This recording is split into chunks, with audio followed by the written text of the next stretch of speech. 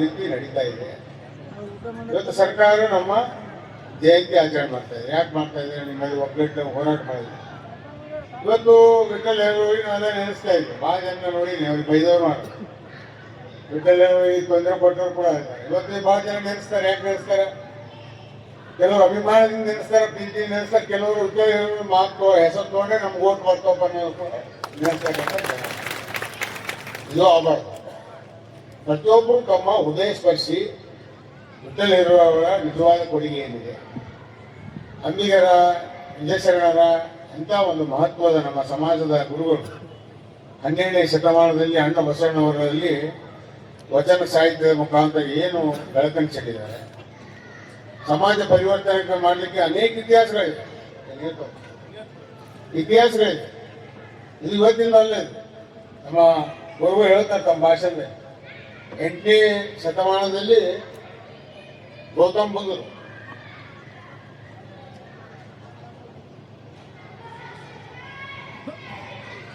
ಬುದ್ಧರು ಸಾಮಾಜಿಕ ಪರಿವರ್ತನೆ ಮಾಡ್ತಕ್ಕಂಥ ಚಿಂತನೆ ಅವಾಗ 8ನೇ ಶತಮಾನದಾಗ ಮಾಡಿದ್ರು. ಸರ್ವರನ್ನು ಸಮಾನವಾಗಿ ಕಾಡ್ತಕ್ಕಂಥ ಮಾನವಿಯಾಗಿ ಬದುಕಬೇಕನ್ನೋಂಥ ಒಂದು ಸಂದೇಶ ಅವ್ರು ಕೊಟ್ಟರೆ, 12ನೇ ಶತಮಾನದಲ್ಲಿ ಅಣ್ಣ ಬಸವಣ್ಣವರು ಇನ್ನೂ ಒಂದು ಹೆಜ್ಜೆ ಮುಂದೆ ಹೋಗಿ ಪ್ರತಿಯೊಂದು ಸಮಾಜದಲ್ಲಿ ಶರಣರನ್ನು ಗುರುತಿಸಿ 63 ಶರಣರನ್ನು ಗುರುತಿಸಿ ಅವರಿಗೆ ಅವರ ಮುಖಾಂತರ ಸಮಾಜ ಪರಿವರ್ತನೆ ಮಾಡ್ತಕ್ಕಂಥ ಒಂದು ದೊಡ್ಡ ಮೇಧಾವಿ ಅಣ್ಣ ಬಸವಣ್ಣವರು.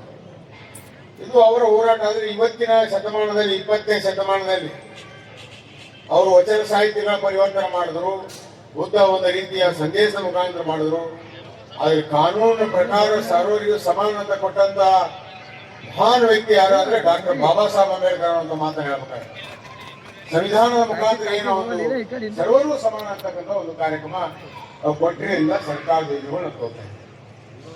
ಇವತ್ತು ಬಹಳ ಜನ ಮಾತಾಡಕ್ ಹೋಗಲ್ಲ. ಯಾಕೆ ಬಹಳ ಜನ ಮಾತಾಡಿದ್ದಾರೆ, ಭಾಳ ಸಲ ಮಾತಾಡಿದ್ದೆ.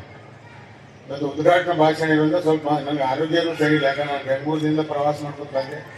ಗಂಗಾವತಿಯಲ್ಲಿ ನಾನು ಹೇಳಿದೆ, ನಾನು ಎಲ್ಲ ಮುಖಂಡರಿಗೆ ಗಂಗಾವತಿ ಮುಖ ಮಾಡಿ ಮುಂಜೆ 1 ಗಂಟೆ ತಮ್ಮ ಬರ್ತೀನಪ್ಪ ಅಂತ ಹೇಳಿದೆ. ಇವತ್ತು ಪಾಪ ಎಲ್ಲ ಅಂತ ಪೂಜ್ಯರು ಕೂಡ ಬಂದಿದ್ದಾರೆ. ಹೀಗಾಗಿ ನಾನು ಸಂದರ್ಭದಲ್ಲಿ ಇಷ್ಟೇ ಹೇಳಿದೆ, ಹೆಚ್ಚಿಗೆ ಮಾತಾಡೋದಿಲ್ಲ.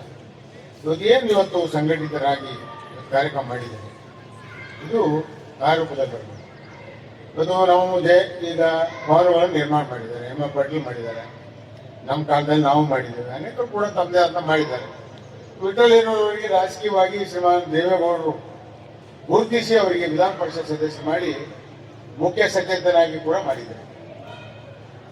ಅವರಿಗೆ ಏನು ಸ್ಥಾನ ಕೊಡಬೇಕಾಗಿತ್ತು ಕೂಡ ಪಾರ್ಲಿಮೆಂಟ್ ಸೀಟ್ ಕೂಡ ಕೊಟ್ಟಿದ್ದಾರೆ. ಆದರೆ ಇಲ್ಲಿ ನಮ್ಮ ಸಮಾಜದಲ್ಲಿ ಇವತ್ತು ನಾವು ಇಷ್ಟೊಂದು ಸಂಖ್ಯೆಯಲ್ಲಿ ಇದ್ದೇವೆ ಅಂತ ತಿಳ್ಕೊಂಡು ನಾವು ಬರೇ ಸಮಾಜದಿಂದ MLA ಆಗಕ್ಕಾಗಲ್ಲ. ಪ್ರತಿಯೊಂದು ಸಮಾಜದವರು ನಮ್ಮ ಸಮಾಜ ಜೊತೆಗಿದ್ರು ಎಲ್ಲಾ ಜಾತಿಗಳ ವಿಶ್ವಾಸ ತಗೊಂಡು ಪ್ರೀತಿ ತಗೊಂಡಾಗ ನಾವು ಜನನಾಯಕ ಆಗಲಿಕ್ಕೆ ಸಾಧ್ಯ ಆಗ್ತದೆ. ಇಲ್ಲ ಸಮಾಜದಲ್ಲೇ ಜನನಾಯಕ ತೊಂದರೆಗಳವ, ನಾನಾ ಗುದ್ದಗಳವ. ಇಂಥ ಗುದ್ದದಲ್ಲಿ ಸಮಾಜದಲ್ಲಿ ಒಗ್ಗಟ್ಟಿರ್ತಕ್ಕಂಥ ಸಂದರ್ಭದಲ್ಲಿ ಬೇರೆ ಬೇರೆ ಸಮಾಜವನ್ನು ನಾವು ಕೀಳುಮಟ್ಟ ನೋಡಿದ್ರೆ ನಾವು ಯಾರು ರಾಜಕೀಯ ಬೆಳಕಾಗೋದಿಲ್ಲ. ಇವೆಲ್ಲ ಕೆಲವೊಂದು ತಪ್ಪು ಹಿಂದೆ ಆಗ್ಯಾವ. ಅದರಿಂದ ಈ ಮಾತನಾಡ್ತಾ ಇದ್ದೀನಿ. ಇವತ್ತು ನೋಡಿ, ಮಣ್ಣಿನ ಚುನಾವಣೆ RD ಪಾಟೀಲ್ ನಿಂತರು, ನಮ್ಮ ನಾಟಿಕರ್ ನಿಂತರು. ನಾಟಿಕರ್ ಹೊಸ ಇತಿಹಾಸ ಮಾಡಿದ್ರು. ಪ್ರತಿಯೊಂದು ಗ್ರಾಮದಲ್ಲಿ ವಾಸ್ತವ ಮಾಡಿ ಏನಾದರೂ ನಾನು ಮಾಡಿದೆ, ಭಾಷಣ ಮಾಡೋದ್ರಿಂದ ಮಾಡಿ ತಂಬಲ್ಲ. ಇವತ್ತು ಏನು ನಿಂತೇವ ನಾವು ಸಮಾಜದಲ್ಲಿ ಯಾವ ರೀತಿ ನಡೀತಾ ಇದೆ. ಇವತ್ತು ಸರ್ಕಾರ ನಮ್ಮ ಜಯಂತಿ ಆಚರಣೆ ಮಾಡ್ತಾ ಇದೆ. ಯಾಕೆ ಮಾಡ್ತಾ ಇದೆ? ನಿಮ್ಮಲ್ಲಿ ಒಗ್ಗಟ್ಟು ಹೋರಾಟ ಮಾಡಿದೆ. ಇವತ್ತು ವಿಠಲ್ ಹೇಳಿ ನಾವೆಲ್ಲ ನೆನೆಸ್ತಾ ಇದ್ದೆ. ಭಾಳ ಜನ ನೋಡಿ ಅವ್ರಿಗೆ ಬೈದವ್ರು ಮಾಡೋದು. ವಿಠಲ್ ಹೇಳಿ ತೊಂದರೆ ಕೊಟ್ಟವ್ರು ಕೂಡ ಇದ್ದಾರೆ. ಇವತ್ತು ಭಾಳ ಜನ ನೆನೆಸ್ತಾರೆ. ಯಾಕೆ ನೆನೆಸ್ತಾರೆ? ಕೆಲವರು ಅಭಿಮಾನದಿಂದ ನೆನೆಸ್ತಾರೆ, ಪ್ರೀತಿ ನೆನೆಸ್ತಾರೆ. ಕೆಲವರು ವಿಠಲ್ ಹೇಳಿ ಮಾತು ಹೆಸರು ತೊಗೊಂಡ್ರೆ ನಮ್ಗೆ ಓಟ್ ಬರ್ತಪ್ಪ ನೆನೆಸ್ತಕ್ಕಂಥ ಇದು ಆಗಬಾರ್ದು. ಪ್ರತಿಯೊಬ್ಬರು ತಮ್ಮ ಹೃದಯ ಸ್ಪರ್ಶಿ ವಿಠಲ್ ಅವರ ನಿಜವಾದ ಕೊಡುಗೆ ಏನಿದೆ, ಅಂಬಿಗರ ವಿಜಯಶರಣರ ಇಂಥ ಒಂದು ಮಹತ್ವದ ನಮ್ಮ ಸಮಾಜದ ಗುರುಗಳು 12ನೇ ಶತಮಾನದಲ್ಲಿ ಅಣ್ಣ ಬಸವಣ್ಣವರಲ್ಲಿ ವಚನ ಸಾಹಿತ್ಯದ ಮುಖಾಂತರ ಏನು ಬೆಳಕನ್ನು ಚೆಲ್ಲಿದ್ದಾರೆ. ಸಮಾಜ ಪರಿವರ್ತನೆ ಮಾಡಲಿಕ್ಕೆ ಅನೇಕ ಇತಿಹಾಸಗಳಿದೆ. ಇದು ಇವತ್ತಿನ ಅಲ್ಲೇ ನಮ್ಮ ಗುರುಗಳು ಹೇಳ್ತಾರೆ ತಮ್ಮ ಭಾಷೆಯಲ್ಲಿ.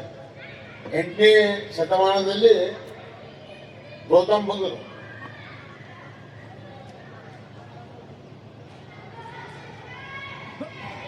ಗೌತಮ್ ಬುದ್ಧರು ಸಾಮಾಜಿಕ ಪರಿವರ್ತನೆ ಮಾಡ್ತಕ್ಕಂಥ ಚಿಂತನೆ ಅವಾಗ 8ನೇ ಶತಮಾನದ ಮಾಡಿದ್ರು. ಸರ್ವರನ್ನು ಸಮಾನವಾಗಿ ಕಾಣ್ತಕ್ಕಂಥ ಮಾನವಿಯಾಗಿ ಬದುಕಬೇಕನ್ನೋದು ಒಂದು ಸಂದೇಶ ಅವ್ರು ಕೊಟ್ರೆ, 12ನೇ ಶತಮಾನದಲ್ಲಿ ಅಣ್ಣ ಬಸವಣ್ಣವರು ಇನ್ನೂ ಒಂದು ಹೆಜ್ಜೆ ಮುಂದೆ ಹೋಗಿ ಪ್ರತಿಯೊಂದು ಸಮಾಜದಲ್ಲಿ ಶರಣರನ್ನು ಗುರುತಿಸಿ 63 ಶರಣರನ್ನು ಗುರುತಿಸಿ ಅವರಿಗೆ ಅವರ ಮುಖಾಂತರ ಸಮಾಜ ಪರಿವರ್ತನೆ ಮಾಡ್ತಕ್ಕಂಥ ಒಂದು ದೊಡ್ಡ ಮೇಧಾವಿ ಅಣ್ಣ ಬಸವಣ್ಣವರು. ಇದು ಅವರ ಹೋರಾಟ. ಆದರೆ ಇವತ್ತಿನ ಶತಮಾನದಲ್ಲಿ 20ನೇ ಶತಮಾನದಲ್ಲಿ ಅವರು ವಚನ ಸಾಹಿತ್ಯಗಳ ಪರಿವರ್ತನೆ ಮಾಡಿದ್ರು, ಬುದ್ಧ ಒಂದು ರೀತಿಯ ಸಂದೇಶ ಮುಖಾಂತರ ಮಾಡಿದ್ರು.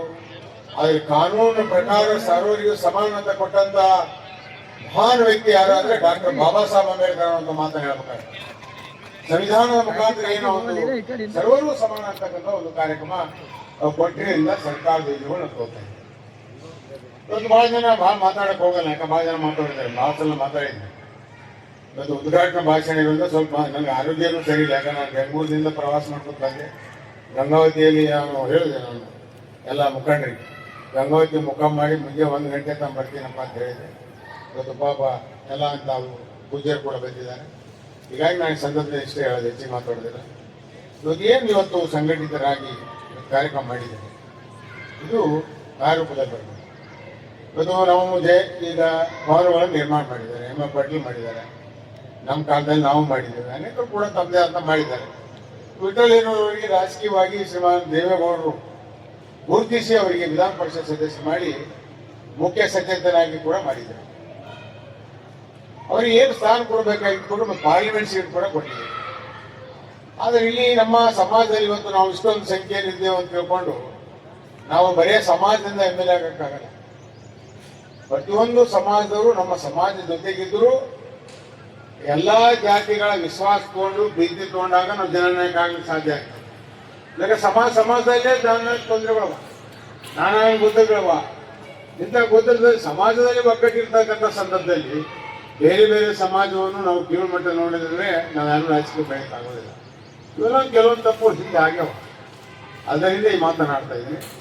ಇವತ್ತು ನೋಡಿದೆ ಮಣ್ಣಿನ ಚುನಾವಣೆ, RD ಪಾಟೀಲ್ ನಿಂತರು, ನಮ್ಮ ನಾಟಿಕರ್ ನಿಂತರು. ನಾಟಿಕರ್ ಹೊಸ ಇತಿಹಾಸ ಮಾಡಿದ್ರು. ಪ್ರತಿಯೊಂದು ಗ್ರಾಮದಲ್ಲಿ ವಾಸ್ತವ ಮಾಡಿ ಏನಾದರೂ ನಾನು